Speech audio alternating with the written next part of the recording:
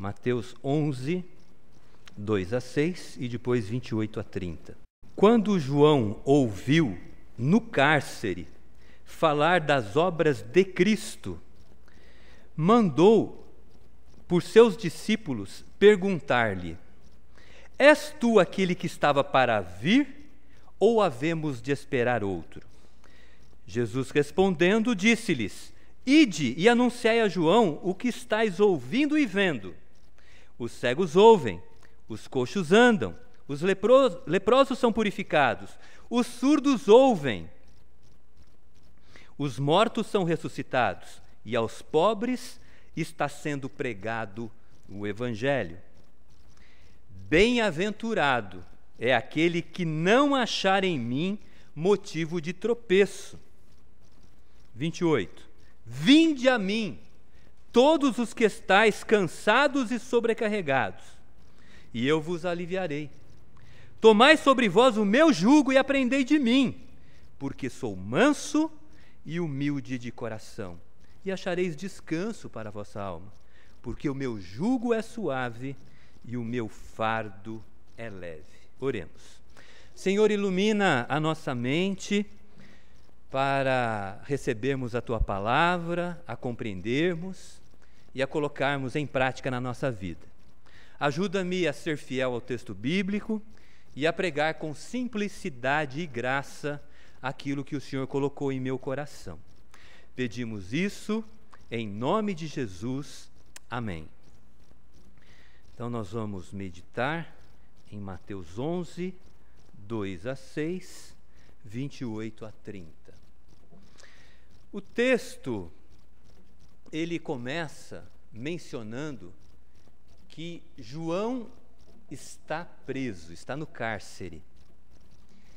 E ele está em dúvida quanto a Jesus ser o Messias de Deus, o Messias prometido lá no Antigo Testamento, se ele era de fato o Messias ou não. João era um homem de caráter ilibado, temente a Deus. Ele estava preso exatamente pelo seu relacionamento com o Senhor. Lá no capítulo 14 de Mateus, nós encontramos as circunstâncias as quais João Batista, né, estava vivendo, que o levaram à prisão. Na realidade, após a morte de Herodes o Grande, aquela região da Galileia, da Palestina, da Judéia, ela foi dividida em 4 partes. 3 partes ficaram com os filhos de Herodes o Grande. Galileia, por exemplo, ficou com Herodes Antipas. Traconites e Itureia com Herodes Filipe. E João Batista confrontou o tetrarca Herodes Antipas, dizendo assim: não é lícito você possuir a mulher do teu irmão. Herodes Antipas havia tomado Herodias, mulher de Herodes Filipe. E João Batista corajosamente o enfrentou em relação a essa situação. Por causa disso, Herodes Antipas o prendeu. E João Batista não saiu mais da prisão. Ele foi decapitado, né? As circunstâncias estão lá em Mateus capítulo 14. Mas nesse momento difícil de prisão, sendo perseguido em função da sua fé, sofrendo na realidade em função da sua fé, João então Batista, o precursor de Jesus Cristo na realidade, né? Ele sente dúvida em relação a ser Jesus o Cristo de Deus ou não. Na perspectiva de João Batista, João Batista, nós temos que lembrar, ele foi o último profeta do Antigo Testamento. A transição do Antigo Testamento para o Novo Testamento foi feita através do ministério de João Batista. E João Batista, ele tinha um pensamento semelhante aos judeus naquela época. Qual era o pensamento dele?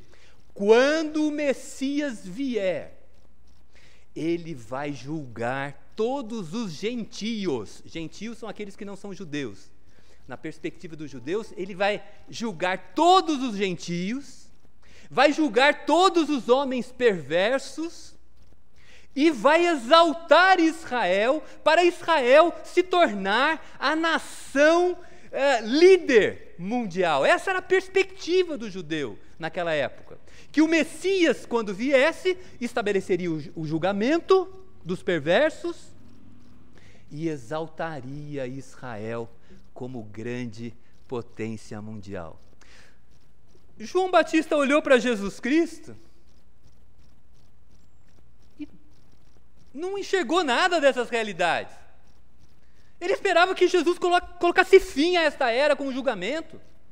Ele iniciasse uma outra era exaltando Israel.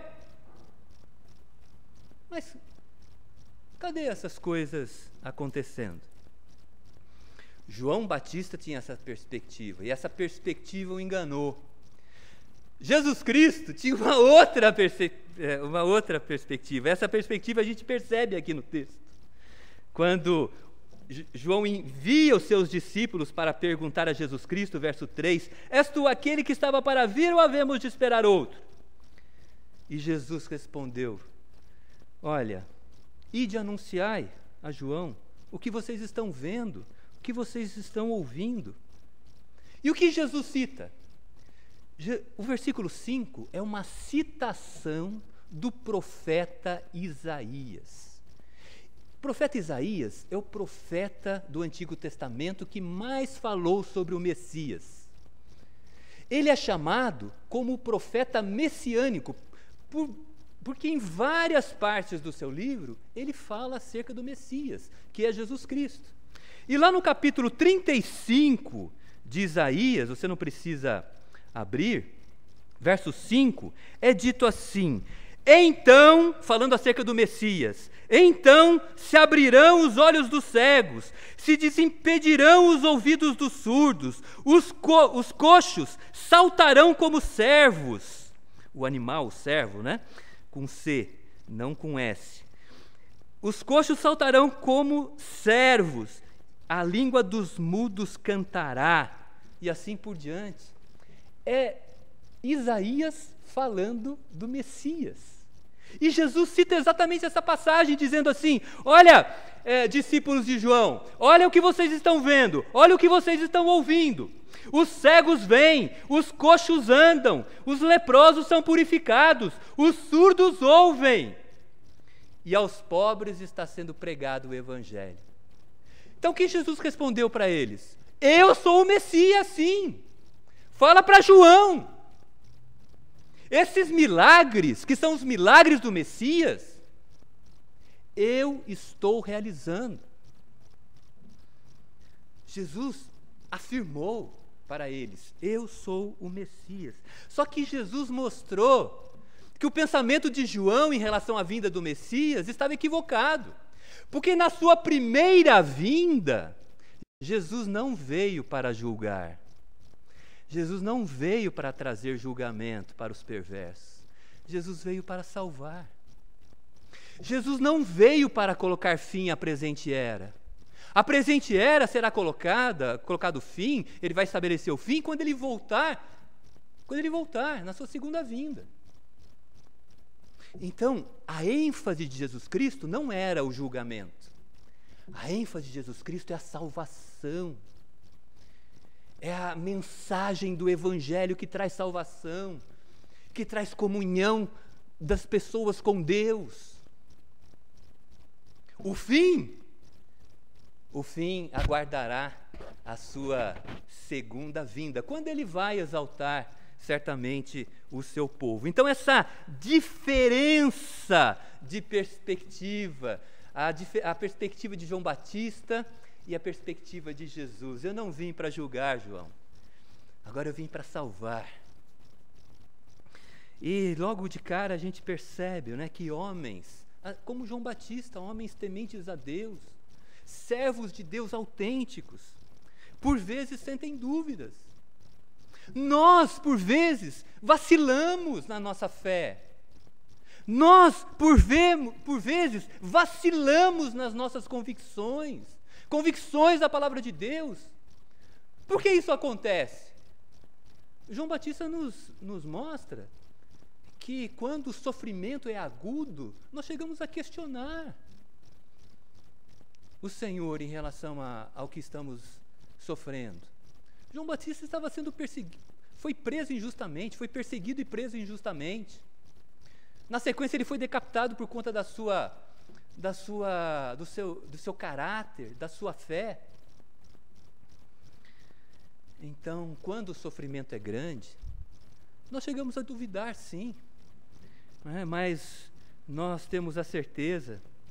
Quando eu penso nessas realidades, eu me lembro do Salmo 21. O Salmo 21 diz que o Senhor é aquele que cuida de nós, é o nosso guarda, e que não permite que os nossos pés vacilem. Por que nós, diante de situações adversas, nós não abandonamos definitivamente a fé? Porque o Senhor nos guarda, porque o Senhor não deixa os nossos pés vacilarem, porque Ele não permite que o sofrimento e a tentação sejam superiores à nossa capacidade de suportá-los. Mas essa experiência de João também nos demonstra que quando a nossa compreensão das coisas de Deus é equivocada, nós também vacilamos. João Batista tinha uma compreensão equivocada acerca da vinda do Messias. O fim não seria estabelecido naquele momento. O Messias veio, mas ele voltará. E quando voltar, sim, ele vai estabelecer o fim da nossa era. João Batista tinha essa perspectiva equivocada. E isso gerou dúvidas. Por isso é importante nós meditarmos nas Escrituras. Nós não terceirizarmos o conhecimento das Escrituras, aceitando o que as pessoas dizem.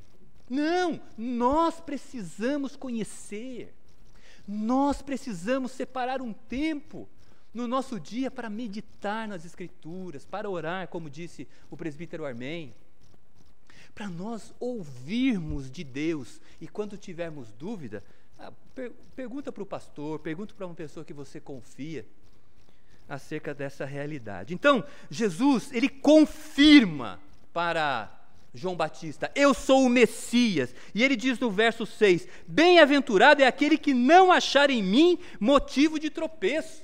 É um recado direto para João Batista. Em outras palavras, ele está dizendo assim: bem-aventurado é aquele que não me abandona. Bem-aventurado é aquele que permanece firme, crendo em mim.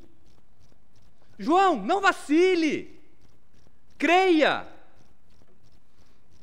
Na sequência, Jesus faz 3 discursos. Nós não vamos meditar nesses discursos. Ele dá testemunho de João Batista no primeiro discurso. No segundo discurso, ele fala das cidades que não creram nele, apesar dos milagres que ele fez naquelas cidades. Isso é o segundo discurso. No terceiro discurso, ele dá graças a Deus, porque Deus se revela aos humildes e não aos sábios deste mundo.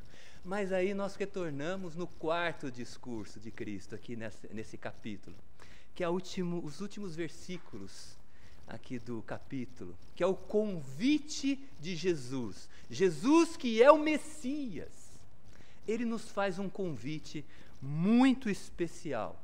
Esse convite está no versículo 28, e o texto diz assim: vinde a mim, todos os que estáis cansados e sobrecarregados, e eu vos aliviarei.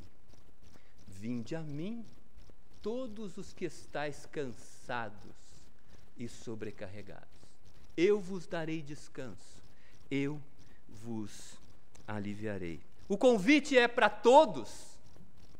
Quando você lê essa passagem, será que o convite é para todos? O texto diz que não. O convite de Jesus Cristo, ele como Messias convidando, é para aqueles que se sentem cansados, sentem que o fardo sobre os seus ombros é grande, aqueles que se sentem sobrecarregados, aqueles que acham e que consideram e que experimentam que estão carregando algo que é superior à capacidade de carregarem. Convite aos cansados e aos sobrecarregados. Quem são essas pessoas? São aquelas que sentem o peso do passado no seu coração. São aquelas que, quem sabe, porventura, cometeram algum pecado e acham que não tem perdão para ele. São aquelas pessoas que se sentem tristes pelas perdas que a vida lhes impuseram, perdas de pessoas queridas, fracassos na vida, derrotas. São para essas pessoas cansadas e sobrecarregadas. São aqueles que se sentem inadequados por não atingirem a expectativa das pessoas em relação a elas. Por mais que se esforcem, não conseguem, ou não sentem que conseguem atingir as expectativas dos outros. Se sentem inadequados. Finalmente, são aqueles que não encontram satisfação nas coisas desta vida. Uma satisfação linear, contínua, que não desaparece. Se você é uma dessas pessoas que sentem o peso dos traumas do passado, sentem-se inadequados, sentem-se culpados, sentem-se insatisfeitos, por mais que as coisas desta vida possam trazer alguma alegria, essa alegria é passageira e não permanece. Se você se encaixa nessa circunstância, é para você o convite de Jesus Cristo. E esse convite para irmos a Ele é um convite gracioso, convite de graça, porque Jesus promete trazer alívio, Jesus promete nos dar descanso para a nossa alma. Que palavras confortantes e animadoras, nós que vivemos numa época de falta de descanso, de culpas, de desapontamentos, de cobranças. Que bom é saber que podemos encontrar em Cristo descanso e alívio.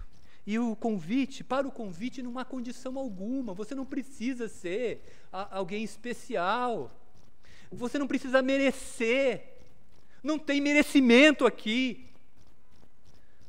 Há dois alertas, ou há um alerta, que envolve duas questões, que está aqui no verso 29, né? Verso 29 diz assim: tomai sobre vós o meu jugo e aprendei de mim. Você quer encontrar alívio? Quer encontrar descanso em Jesus? O texto nos traz esse alerta. É importante tomar o jugo de Cristo e aprender dele. Tomar o jugo de Cristo. O que significa tomar o jugo de Cristo? Ser discípulo de Jesus. A palavra jugo, literalmente, significa canga. Aqueles que são do interior sabem que a canga é um instrumento, um dispositivo que se colocava no pescoço de um animal de tração, seja cavalo, seja um boi, uma vaca, né? Ou no pescoço ou no corpo, e amarrava-se, por exemplo, um arado, e o animal puxava o arado, né? Ia fazendo aqueles sulcos na terra, né? Que preparavam a terra para o plantio.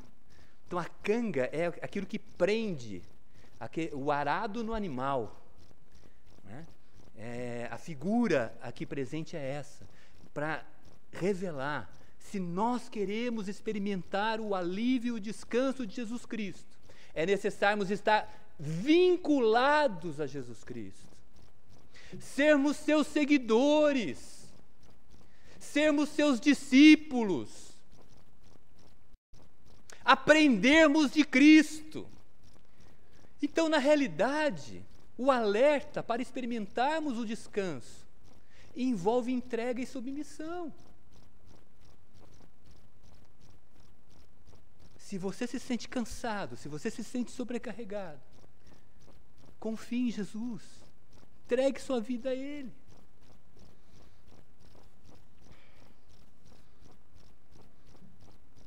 Há duas motivações para isso. O texto nos informa. Nós tomarmos o jugo de Cristo e aprender dele. Duas motivações.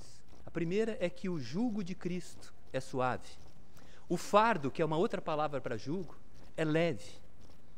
Então, O jugo é suave, o fardo é leve. Essa é a primeira motivação para nós sermos discípulos de Jesus e o seguirmos. A segunda motivação é que o texto nos diz: Jesus é manso e humilde de coração. Duas motivações preciosas para nós sermos seguidores de nosso Senhor Jesus Cristo. Então, quando o texto diz que o jugo de Jesus é suave, o seu fardo é leve, automaticamente nós podemos entender que seguir a Jesus Cristo exigirá de nós algum compromisso. É fato. Nós não podemos seguir Jesus Cristo sem compromisso nenhum com Ele. É óbvio isso. Só que esse compromisso, comparado a não segui-lo, é um compromisso leve e suave. O jugo de Cristo, ser discípulo de Jesus, ser seguidor de Jesus é tão leve e suave que ele menciona, nos evangelhos, ele menciona duas parábolas muito interessantes. Ele diz assim, olha, que segui-lo é como aquele homem que encontrou um tesouro escondido num terreno. Ele, sabendo que o tesouro estava no terreno, ele vendeu tudo o que tinha, juntou o dinheiro e comprou aquele terreno. Porque nada se comparava ao valor daquele tesouro. Seguir a Cristo é assim. A gente está disposto a abrir mão de tudo para usufruir desse relacionamento singular com Jesus. A parábola da pérola, aquele comerciante que comercializava pérolas e conhecia o valor de cada uma, ele, quando oferecer uma pérola que ele nunca jamais tinha visto, uma pérola lindíssima, valiosíssima, diz a parábola que ele vendeu também tudo o que tinha para adquirir aquela pérola. Assim somos nós, quando nos encontramos com o Evangelho de Jesus Cristo. Não há nada que se compare a Ele nessa vida. O apóstolo Paulo, reconhecendo que o fardo, que o jugo de Jesus é leve, é suave, que o seu fardo é leve, ele disse as seguintes palavras, veja bem o apóstolo Paulo: o que para mim era lucro, considerei perda por causa de Cristo. Deveras considero tudo como perda, por causa da sublimidade do conhecimento de Jesus Cristo. O conhecimento de Cristo é sublime, é elevado, é transcendente, mas tem a ver com a vida do dia a dia. Considerei tudo perda, por amor do qual, desse evangelho, da sublimidade desse conhecimento, por amor do qual perdi todas as coisas, as considero como refúgio para conseguir Jesus Cristo, ser achado nele, não tendo justiça própria que procede da lei, mas a que é mediante a fé em Jesus Cristo, para o conhecer o poder da sua ressurreição, a comunhão dos seus sofrimentos, conformando-me com ele na sua morte, para experimentar o seu poder. O apóstolo Paulo, ele, quando foi colocado diante desse conhecimento sublime do Evangelho de Cristo, ele considerou tudo como perda, como refúgio. Por quê? Porque o jugo de Cristo vai exigir compromisso, mas o jugo de Cristo é suave, o seu fardo é leve. O contrário é verdadeiro também. O jugo na vida daquele que não tem Cristo. Eu costumo mencionar esse jugo lembrando do experimento que o rei Salomão fez. O rei Salomão, nós sabemos lá do Antigo Testamento, um rei importante em Israel, filho de Davi, reinou após Davi, foi considerado o homem de maior sabedoria da sua época. Depois ele perdeu a sabedoria, por motivos que alguns já leram, conhecem, outros podem conhecer lendo o Antigo Testamento. Mas o fato é que Salomão sendo um rei poderoso, ele fez um experimento. Ele se entregou a uma busca de tentar encontrar nesse mundo algo que pudesse satisfazer a necessidade do seu coração, pudesse preenchê-lo. Então ele começou a fazer vários empreendimentos, estudos, todo conhecimento, ele começou a adquirir bens, né, para ver se encontrava satisfação nos bens, nas riquezas, nos prazeres que esta vida pudesse oferecer-lhe. Ele fez esse experimento, ele era um rei poderoso, ele poderia vivenciar essas coisas que nós até pensamos, mas não conseguimos, porque não temos poder nem dinheiro. Mas ele tinha. Se você quiser meditar sobre esse experimento que ele fez, leia Eclesiastes capítulo 2, mas a conclusão que ele chegou foi o seguinte: todo o conhecimento dessa vida, por mais interessante que seja, ele é insuficiente, ele é incapaz de trazer satisfação plena e contínua. O prazer e as riquezas que nós adquirimos, que nós temos nessa vida, são fúteis, porque são passageiros. Prazer de uma viagem, prazer de um relacionamento afetivo, tudo passa, tudo é temporário. Foi a conclusão dele. A aquisição de bens, o materialismo, pessoas que vivem só para isso. Isso é tolice. Por quê? Porque nós não somos eternos. E quem nos faz desfrutar de tudo aquilo que temos é Deus. Por isso ele conclui que a vida é presente de Deus.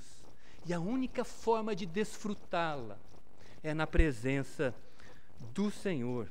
Por isso ele conclui lá no final do livro de Eclesiastes, ele diz assim: de tudo o que se tem ouvido, a suma é: teme a Deus e guarda os seus mandamentos.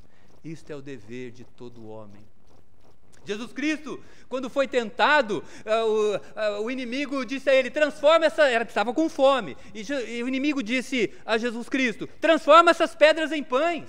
Jesus Cristo disse: não, nem só de pão o homem viverá, mas de toda palavra que procede da boca de Deus. As coisas dessa vida são importantes, mas muito mais importante, e que dá sentido às coisas dessa vida, é o relacionamento com Deus. Seja meu discípulo, tome o meu jugo, aprenda de mim. O meu jugo é suave, o meu fardo é leve. Longe de mim, o que você vai experimentar é cansaço e sobrecarga. Esse é o ensino do Espírito de Cristo para o nosso coração nessa passagem. E para finalizar, Jesus Cristo diz: olha, o meu fardo é suave, o meu jugo é suave, o meu fardo é leve. E Jesus Cristo também nos ensina, é a própria característica dele, é o caráter dele. Ele é manso e humilde de coração. Não faltam exemplos nas Escrituras que revelam a mansidão e a humildade de espírito de Jesus. Quando os discípulos estavam no barco e o tempo estava ruim, Jesus ficou no monte para orar, depois foi ao encontro deles andando sobre as águas. A princípio, quando eles viram Jesus, não o reconheceram, ficaram temerosos. Mas depois que Jesus disse: não tema, sou eu, Pedro disse: Senhor, então que eu ande também, me faça andar sobre as águas. E Jesus disse a Pedro: vem. E Pedro foi e começou a andar sobre as águas, mas aí ele começou a reparar na força dos ventos, e ele teve medo. E quando teve medo, ele começou a afundar. Mas Jesus Cristo estendeu seus braços e tomou-o e falou: Pedro, é necessário ter fé. Jesus, ele é manso e humilde de coração. Quando aquela mulher que foi pega em adultério, naquela sociedade machista, sem dúvida alguma, porque eram dois adulterando, O livro de Levítico diz expressamente que os dois deveriam ser levados para serem apedrejados, mas somente a mulher foi levada. E os homens estavam a ponto de apedrejar aquela mulher. Quando Jesus disse: aquele que não tiver pecado, que atire a primeira pedra. Eles foram saindo, deixando as pedras no chão. E Jesus diz as seguintes palavras àquela mulher que foi salva por Jesus Cristo da morte. Jesus Cristo não ficou apontando o dedo para ela, daquilo que ela tinha feito ou deixado de fazer. Jesus não ficou trazendo sentimentos de culpa sobre a vida dela. Jesus Cristo olhou para ela e disse: vá e não peques mais. Muda a sua vida, transforma a sua vida, seja diferente, confia em mim. Jesus, ele é manso e humilde de coração. A liderança de Jesus Cristo é pelo exemplo, não é pela dominação. Jesus aguarda o tempo de cada um.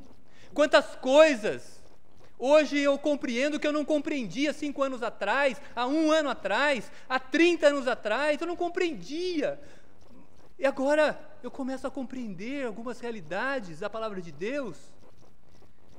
E eu fico pensando quanto Jesus foi paciente comigo. Porque, em função da minha compreensão errada, eu agi muitas vezes errado. E isso vai acontecer, infelizmente, ainda até o final.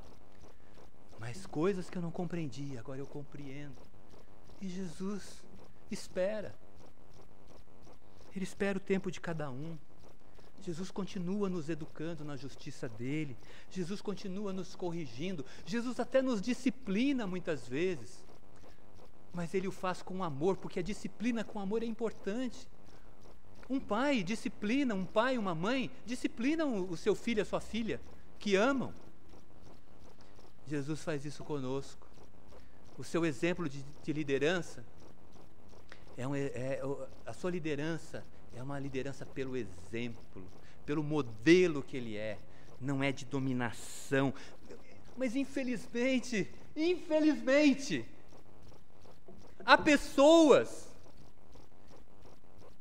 que preferem a escravidão, que preferem se sujeitar a lideranças abusivas, pessoas que afirmam para elas que elas estão sempre erradas, pessoas que acham que têm o direito de escolher para elas aquilo que elas desejam,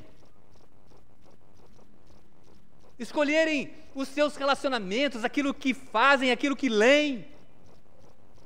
Lideranças abusivas, lideranças que diminuem. Quando ela conquista alguma coisa, essas lideranças diminuem o que elas conquistam. Responsabilizam-nas pela agressividade deles. Liderança que é agressiva e responsabiliza quem é vítima da agressão pelo fato dele ser agressivo. Muitos e muitas se sujeitam a lideranças abusivas. Mas Jesus Cristo é um líder manso e humilde de coração. Ele aguarda o nosso tempo, Ele nos transforma, Ele nos reconstrói, Ele nos edifica. Que motivação maravilhosa nós temos para seguir Jesus Cristo. Jesus é o Messias. João, o tempo agora é de salvação, não é de julgamento. Vinde, todos que estáis cansados e sobrecarregados. Se você se sente cansado, triste, há um peso sobre a sua vida, há um sentimento de culpa, há uma insatisfação, busque Jesus Cristo e encontre nele o alívio, o descanso, porque o fardo de Jesus é suave, seu jugo é suave, seu fardo é leve. Vale a pena seguir Jesus Cristo. Aqueles que se encontraram com Jesus consideraram esse encontro, esse envolvimento a coisa mais preciosa de suas vidas. Venderam tudo que tinham, falando figuradamente, para seguirem aquele que é manso e humilde de coração. Que Deus nos abençoe e aplique a sua palavra na nossa vida. Amém.